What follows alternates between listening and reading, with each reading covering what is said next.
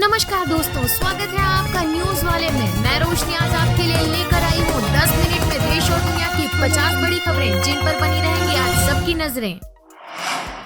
देश का पहला केबल स्टे रेल पुल बनकर तैयार, पीएम मोदी बोले शानदार। प्रधानमंत्री नरेंद्र मोदी ने देश के पहले केबल स्टे रेल पुल अंजी खड्ड पुल के बनकर तैयार होने पर प्रसन्नता व्यक्त की है। पुल का निर्माण 11 महीने में पूरा कर लिया गया और उसमें लगे केबल की कुल लंबाई 653 किलोमीटर है। इस पुल की लंबाई 725 मीटर है और ये नदी के तल से करीब 331 मीटर ऊपर है। ये पुल इसलिए बेहद महत्वपूर्ण है क्योंकि इसके बन जाने से कश्मीर घाटी को बाकी देश से जोड़ना बहुत आसान हो गया है।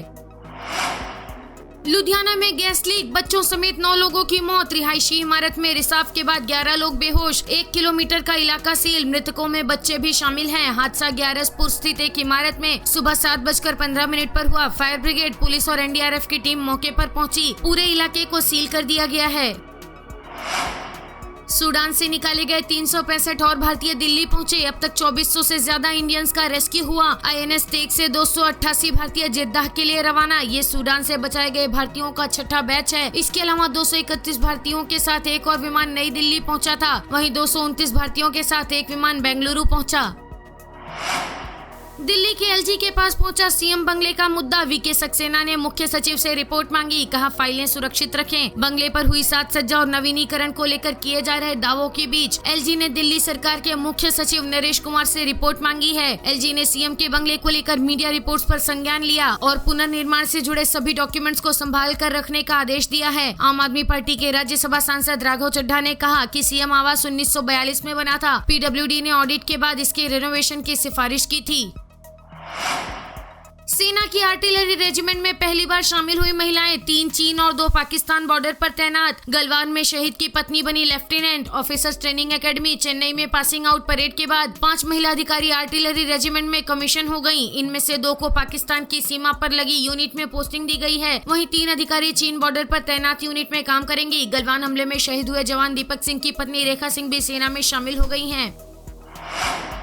अगर दम है तो न्यूज के कैमरे को अपने घर में दाखिल होने दो, केजरीवाल को बीजेपी नेता का चैलेंज। मनोज तिवारी ने दिल्ली सीएम के बंगले के रिनोवेशन को लेकर अरविंद केजरीवाल पर निशाना साधा है। साथ ही उन्होंने केजरीवाल को चुनौती भी दे डाली। दिल्ली के सीएम अरविंद केजरीवाल के बंगले के रिनोवेशन पर कथित करोड़ों खर्च करने को लेकर बीजेपी सांसद मनोज तिवारी ने हमला बोला है।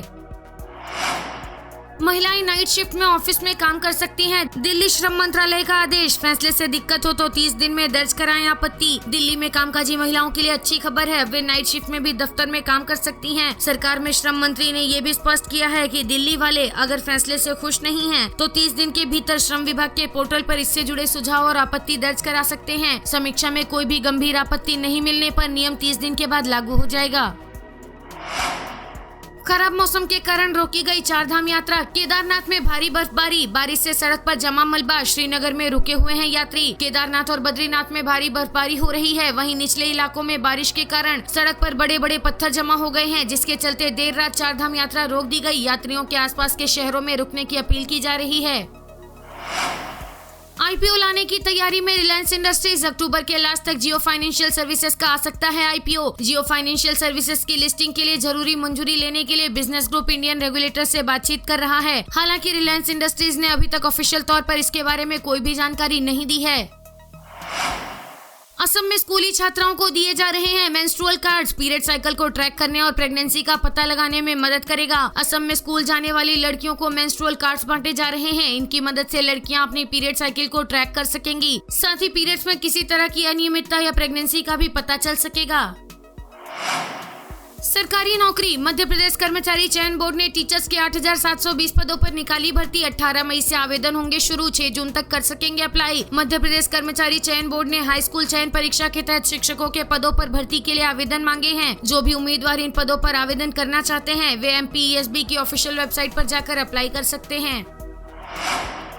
मन की बात का 100वां एपिसोड। पीएम बोले यह कार्यक्रम नहीं, मेरे लिए आस्था, पूजा और व्रत है। जनता के चरणों में प्रसाद की थाल है। ये एपिसोड टीवी चैनलों, निजी रेडियो स्टेशनों और सामुदायिक रेडियो सहित 1000 से अधिक प्लेटफॉर्म पर ब्रॉडकास्ट किया गया। संयुक्त राष्ट्र के न्यूयॉर्क स्थित हेडक्वार्टर पर भी 100वां एपिसोड लाइव ब्रॉडकास्ट किया गया। प्रधानमंत्री ने कहा, आज मन की बात का 100वां एपिसोड है। मुझे आप सबकी हजारों चिट्ठियां और संदेश मिले। कोशिश की है कि ज्यादा से ज्यादा चीजों को पढ़ पाऊँ, देख पाऊँ, संदेशों को समझने की कोशिश करूँ। कई बार पत्र पढ़ते वक्त भावुक हो गया। भावनाओं में बह गया और संभाला। 100वें एपिसोड पर सच्चे दिल से कहता हूँ कि बधाई आपने दी। पात्र आप सभी श्रोता हैं। मन की बात ईश्वर रूपी जनता जनार्दन के चरणों में प्रसाद की थाल जैसे हैं। जब मैं गुजरात का सीएम था तब सामान्य तौर पर लोगों से मिलना जुलना हो पाता था। 2014 में दिल्ली आने के बाद मैंने पाया कि यहाँ का जीवन और काम का स्वरूप अलग है। सुरक्षा का तामझाम, समय की सीमा, सब कुछ अलग है। शुरुआती दिनों में खाली खाली सा महसूस करता था। 50 साल पहले घर इसलिए नहीं छोड़ा था कि अपने ही देशवासियों से संपर्क नहीं हो पाएगा। देशवासी सब कुछ हैं और उनसे कटकर नहीं रह सकता था। मन की बात ने मुझे मौका दिया। पदभार और प्रोटोकॉल व्यवस्था तक सीमित रहा। जनभाव मेरा अटूट अंग बन गया। कर्नाटक में राहुल ने बारिश में जनसभा की। कहा बीजेपी सरकार 40% की चोरी करती है। सीएम की पोस्ट 2,500 करोड़ में बिकती है। उन्होंने कहा कि राज्य की बीजेपी सरकार को 40% वाली सरकार कहना चाहिए। कांग्रेस की सरकार गरीबों की, छोटे व्यापारियों की सरकार होगी। कर्नाटक में कांग्रेस को कम से कम 150 सीटें मिलेंगी। बीजेपी चोरी से, भ्रष्टाचार से सरकार को चोरी करने की कोशिश करेगी। दिल्ली में ओवर टाइम का मिलेगा 2 गुना पैसा। फ्री मेडिकल टेस्ट की भी सुविधा। श्रम विभाग ने मंजूर किया प्रस्ताव। काम के घंटे भी तय कर दिए हैं। कोई भी व्यक्ति एक दिन में 12 घंटे से ज्यादा काम नहीं करेगा और न ही लगातार 7 दिन ओवर टाइम करेगा। वहीं एक हफ्ते में 60 घंटे से ज्यादा कार्य नहीं कर सकेगा। कर्मचारियों को साल में कुछ छुट्टियां भी देना अनिवार्य किया गया है। 1 मई से शिरडी शहर बेमियादी बंद। शिंदे सरकार ने साईं मंदिर की सुरक्षा में सीआईएसएफ लगाई। मंदिर प्रशासन नाराज। मंदिर प्रशासन का कहना है कि मंदिर की सुरक्षा सीआईएसएफ के हाथ में आने से श्रद्धालुओं को परेशानी होगी। लिहाजा मंदिर प्रशासन और स्थानीय लोगों ने 1 मई से शहर को बेमियादी बंद करने का ऐलान किया है। स्विगी से खाना मंगवाने वालों को झटका। अब ग्राहकों को देना होगा एक्स्ट्रा चार्ज। कंपनी की तरफ से बताया गया कि केवल मुख्य प्लेटफॉर्म पर फूड ऑर्डर पर अतिरिक्त चार्ज लगाया जा रहा है। ये चार्ज इंस्टामार्ट यूजर्स पर नहीं लागू होगा।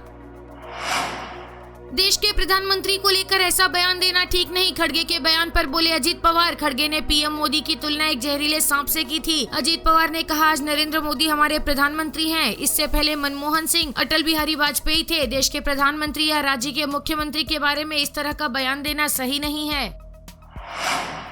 यूपी में कक्षा 1 में प्रवेश की आयु 6 वर्ष तय। एनईपी के तहत शासन ने जारी किया निर्देश। इस सत्र में 2023-24 में इसे लेकर थोड़ी राहत दी गई है, लेकिन अगले साल से इसे लेकर सख्ती की जाएगी। ये सुनिश्चित किया जाएगा कि कक्षा 1 में उन्हीं बच्चों का नामांकन हो जो 31 जुलाई तक 6 वर्ष की उम्र पूरी कर रहे हों।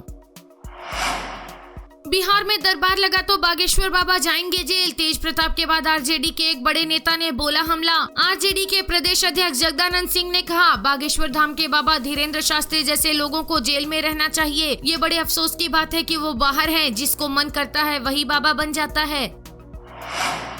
पीएम मोदी बोले मुझे कांग्रेस वालों ने 91 बार गालियां दी। कहा ये इतनी मेहनत गुड गवर्नेंस में करते तो खराब हालत नहीं होती। प्रधानमंत्री के संबोधन में इशारा खड़गे की ओर ही था। पीएम ने कहा कर्नाटक को देश का नंबर 1 राज्य बनाने के लिए यहाँ डबल इंजन की सरकार का होना बेहद जरूरी है।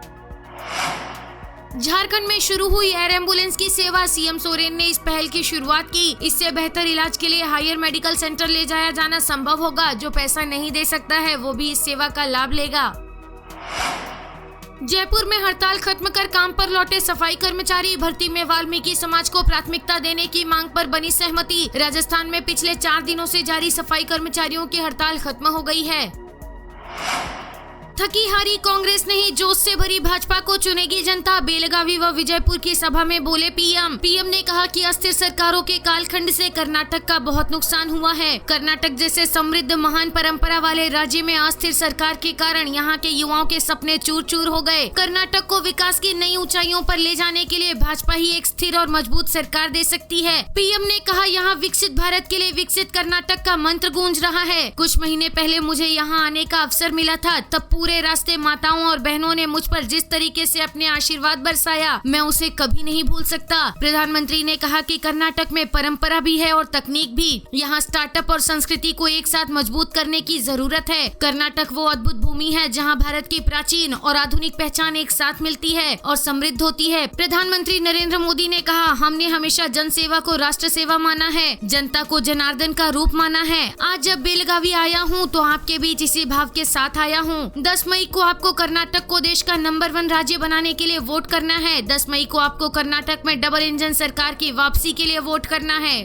वीडियो पसंद आया हो तो लाइक, शेयर और सब्सक्राइब करना ना भूलें।